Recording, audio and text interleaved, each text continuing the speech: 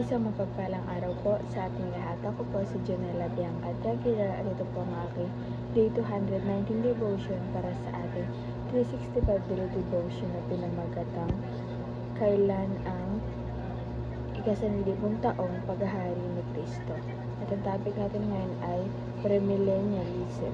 Sabi po dito, yung concept na Premillennialism is the belief that Christ will return before the millennium, a future period of peace, righteousness, and the visible reign of Christ on earth. Premillennialism emphasizes a future bodily return of Christ followed by a literal millennium. This view takes seriously the promises of a restored creation and a reigning Messiah. The heart of the doctrine is the glory of Christ as King, who will make all things new. At ang Bible verse po natin matagpuan sa Revelation chapter 20 verses 1 to 2, the 1,000 years. And I saw an angel coming from down of heaven, having the key to the abyss and holding in his hand a great chain. He seized the dragon, the ancient serpent, who is the devil or Satan, that bound him for 1,000 years.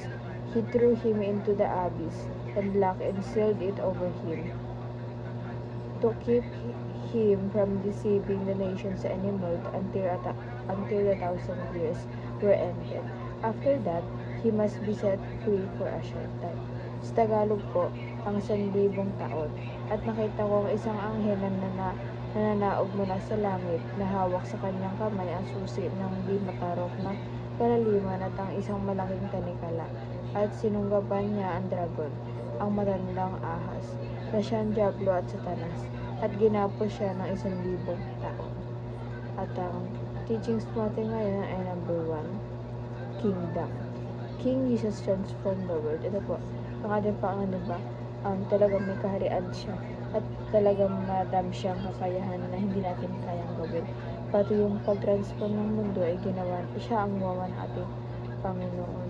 At talagang mapahanggang hindi ito huminto. Talagang magta-transform, mag-develop ng ating mundo, di ba? Alam naman natin yung mundo natin yun ay talagang makasalanan, talagang hindi na katulad nung dating bagong ginawa pa lang ng ating Panginoon. Kaya tinatransform ito ng ating Panginoon, talagang binabago niya ulit, nire-restore niya. And number 2 po, return. Jesus will come back in visible glory. Ito po, alam naman po natin na talagang yung mga believers, alam na babalik talaga ang ating Panginoon na, di ba sabi niya, I shall return, na talagang totoo yun na sinabi niya kung nababalik siya, babalik siya. At hindi yun talagang pangako lang na hindi matutupad. Talagang bawat sinasabi natin Panginoon, bawat pangako niya ay matutupad.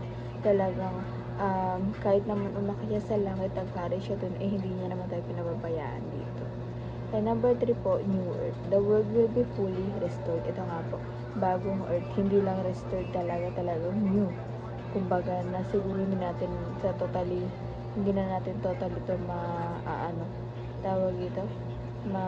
makikilala dahil sa pagbabago na gagawin ng ating Panginoon. Kasi yung mundo natin ngayon, kasalanan eh. Ang gagawin natin Panginoon yan, lilinisin, di ba?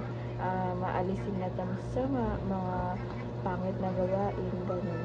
Para talaga umalign talaga sa plano ng ating Panginoon. And the obligation naman po, para natin tumaply sa ating buhay, number 1, have hope, for there is hope in Christ. Ito po, kailangan, di ba, have hope. Kailangan, tawag dito,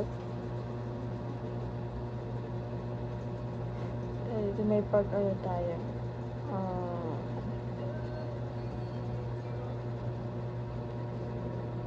ano nang tawag dito, dapat nananalig tayo na talagang may pag-asa sa ating Panginoon, na hindi tayo bibiguin, di ba? Talagang manalig lang tayo sa Kanya, talagang magtiwala tayo na hindi niya tayo pababayaan sa oras na kailangan natin siya, at sa oras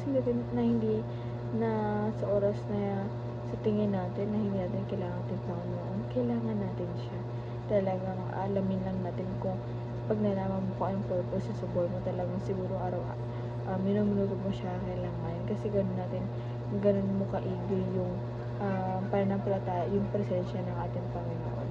And number 2 po, long for Christ's return. Ito po, talagang ma-excite po tayo dito sa pagbabalik ng ating Panginoon. Alam natin na wala itong exact date.